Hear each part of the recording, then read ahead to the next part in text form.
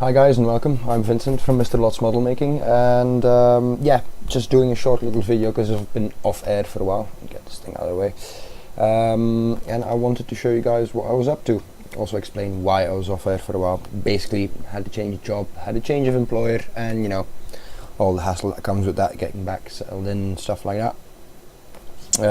Anyway, nothing much more to say about that, to be fair. I've been busy, real life interfered, and now I'm back. So you've probably seen me on a few live streams, but I've not really had the time to prepare or edit video material, which is why the last part of Yamato, basically the paint part where I explain how I painted it, is still waiting on editing, which I will get to hopefully quite soon. But for now I'm just going to do this and show you guys, aside from finishing up on Yamato, what I have been up to these last few months. So I'll switch to this cam. See you in a second. Usually do, but you know, it's about showing what I've been up to, and I couldn't find any better angle to do it. So this is like first Gundam I ever airbrushed, like it's almost over a year ago by now.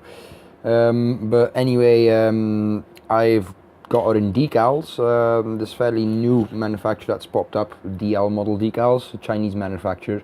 Basically what they do is they take Bandai's sticker set, and it's mostly for Gunpla that doesn't have an official Bandai water slide set available, so pretty handy. So they take Bandai sticker set and dry rub set, put it on a decal sheet, use Bandai's numbering as well, so like you would have circles for the stickers and squares for the dry rubs, or vice versa. They would follow that as well, so you're basically just grabbing your manual and then applying your decals quite easily. Yeah, I've still got a couple to do, like about 20 of the smaller ones. Let's see, smaller ones like that one here, and you can see on top there, and then on the side of his head, stuff like that. Still have a couple to do there, and then I'd call that ready. You know, this kit has a number of painting flaws that I was, you know, dealing with as I was learning the airbrush and whatnot. Mr. Zex Marquis is sitting there in his cockpit. Alright, put that to the side. And there we go. The other main thing, ooh, there goes the focus. And I forgot something, nearly forgot something. Right. So, the other thing I've been doing is one of my favorite genres within the hobby. Tanks. I've been doing a lot of armor and armor related stuff, like these PAKs, these tank destroyer guns. First one I actually started with this year was this little Panzer IV, Panzer IV-H Early from Tamiya. Kept it fairly simple, as you can see, picked out a few details with a wash. It comes out quite as well. A few details with a wash. You know, like over here as well, where you would have a limited amount of weld detail and stuff like that. Put a filter over it. What did? Smudge. Anyway, put a filter over it and used an RB metal barrel. Was it an RB metal? I think it was. With a brass turned gun on, with a brass turned muzzle brake on it. Other than that, anything I need to mention? Oh yeah, and I used Friel tracks, and I was really happy because apparently Friel does take into account that a kit might have tracks here and here or around the turret, because you get plenty of tracks. I still have a couple left over, but you get plenty of tracks to do this and do this as well. Nicely burnished and then done with pigments. Anyway, slightly dusty and muddy because, you know, I'm relatively fresh to the front kind of build. Pretty happy with how the figurine came out. Maybe a bit too pale, but yeah, you know, it's something that takes practice to do. I think that's about it. Oh yeah, and my favorite material for antenna, which is carbon fiber strands from Accurate Models, which, you know, make the perfect antenna, because it flexes rather than snap off. Then after that came these two packs, a PAK 40 and a PAK 43, 41, 43. What is it? 43, 41? Can't remember now. Both AFE kits, and what's special about the AFE kits? Well, they were like about 15 for that one, 20 or 25 for that one. Big advantages: vinyl wheels, actual vinyl wheels, metal barrels on both of them. Like, and this is a long gun. This is like the barrel ends here, where the breech block is. So you know that's fairly long piece of aluminium. Biggest small drawback is that the muzzle brakes still are plastic, but you know you get the metal barrel, and most importantly, you get these. Both of these are actual metal shields, and what you get with that will become quite obvious as I swing the camera around. Just angle there. You can actually see that they are actual two sides, you know, because what they did to keep the weight down, instead of one thick slab of armor plating, they used two smaller plates. You put standoff bolts between them, and that basically makes it reduces the whatever they're shooting at you bullets. It's speed enough that it won't penetrate through the second layer.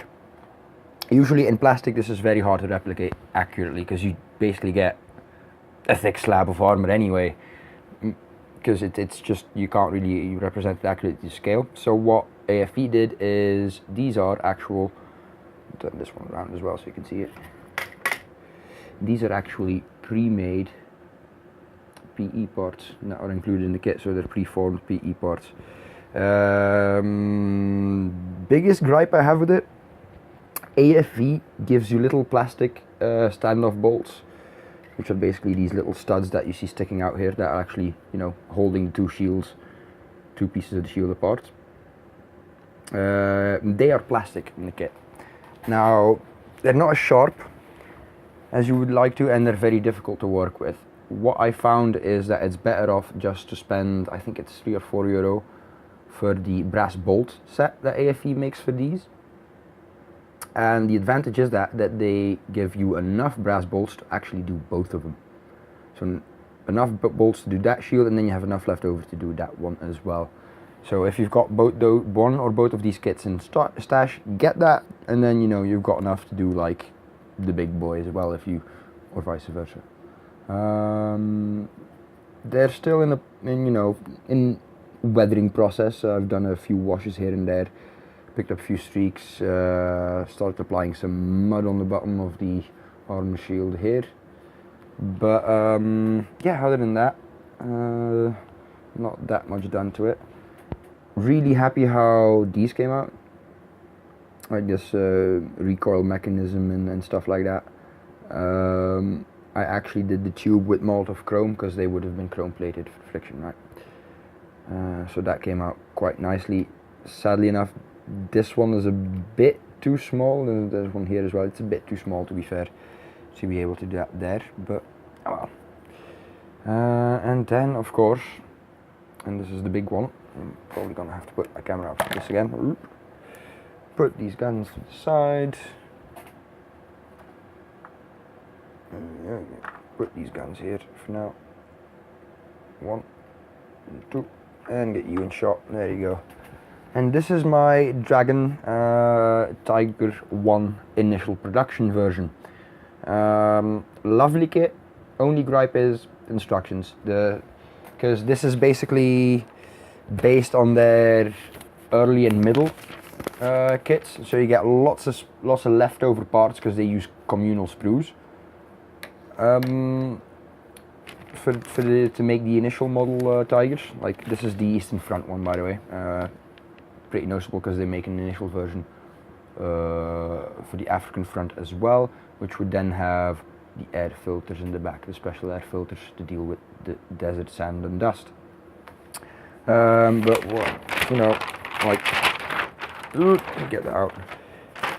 These are, you know, the instructions. As you can see, it's yeah, takes a bit figuring out, and one or two small stats that you're like, oh wait, there's an extra part here. Where did that come from? But other than that, the quality of the kit itself is amazing. The detail on it is good.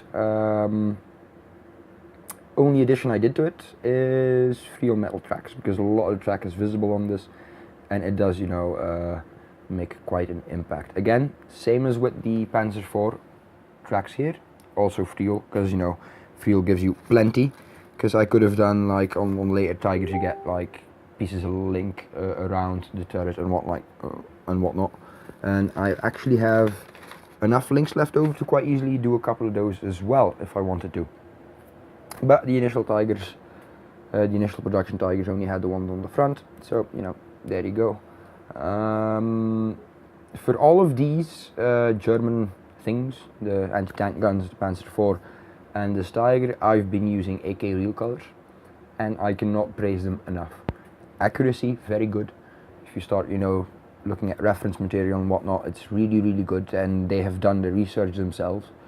But also the way it applies, it is dry to the touch in like 1 or 2 minutes, and it's actually quite sturdy already after like half an hour. You can, you know, with gloves on, you could probably grab the model and move it if you wanted to, without really damaging the paint you've put on. Yeah, if your locals has them, you know, if your local shop has it, get it. Especially if you're doing any World War II armor, because they do have British colors as well and American colors, and they're branching out into aircraft and whatnot. I've heard, from what I've heard, learn English. But from what I've heard, they're branching out into aircraft as well, which should be really, really interesting and might be something I need to pick up for the future. But yeah, that's basically what I've been up to. As you can see, I'm also working on Revell's big 1/48 scale bomber, the B1 bomber, sorry. And this is the landing gear for it that you can see here in the corner. It's sort of a slow burner I'm doing in my own time, because, you know, a lot of work does entail with it. It's not easy to film, because, you know, the wings are like the size of my, you know, the thing is the size of my workbench if I start putting it together. So, you know, rather not show anything than just show a little bit and then have to go like, yeah, my bench is now too small. But yeah, that's about it. I hope you enjoyed it. I hope you're glad to hear from me again. And wait, I'm almost forgetting something. Almost forgetting something about these little kits, and then I forgot about another thing as well. So these I also picked up. I think these are RB model as well. I'm not sure. These are basically brass turned shells. I think these are, wait, those are the 18mm ones. Little Bunsen burners. Back you go. And yeah, I'm actually not sure which one's the 88s and which one's, oh darn. Let me just check. Yeah, these are the 88s, and this is the PAK 40 shell. So it's only a 75mm shell itself. As you can see, the shell is remarkably smaller, but they fire an enormous powder load from it. You know, an enormous charge. So that's why you have this really thick firing chamber back here as well. Basically gives it a really high velocity round. So I thought it was nice to like add that to it, and then, you know, when I put them in the diorama eventually, which will happen, you know, I've got something to show for it. You know, it'll make sense to have some shells rather than just a gun, a crew, and wait, where are the shells? So yeah, and then the last thing I want to announce, bit of tension there, is that there will be a new video build. Just have to edit some small things on the Yamato painting video, and then I'll make a short video like this is Yamato finished. But meanwhile, I will start filming and editing another show, which is basically another series rather, and I now misplaced the kit, of course. Right, and we'll be doing this for you guys. Just zoom out there. There we go. Maybe that down a bit. So I'll be doing the Hasegawa Zero, the A6M5 Zero Fighter Type 52, which apparently is one of the better kits to get for it. We'll be using aftermarket in a very limited fashion, as in cockpit detailing and masks, because I'm a lazy git when it comes to canopies. Yeah, it's gonna be quite a quick build because there's not that many parts to it. The engine will be nice to detail because there is lovely engine detail on that, from what I can gather. And yeah, look forward to this, guys. I'll probably be showing some how to detail an engine using bits of brass or solder wire to get, like, spark plug leads and stuff like that. So stay tuned for that very shortly. And then all there is for me to say is I shall... Oop. Dirty desk. Dirty desk, you didn't see that. Oop, damn.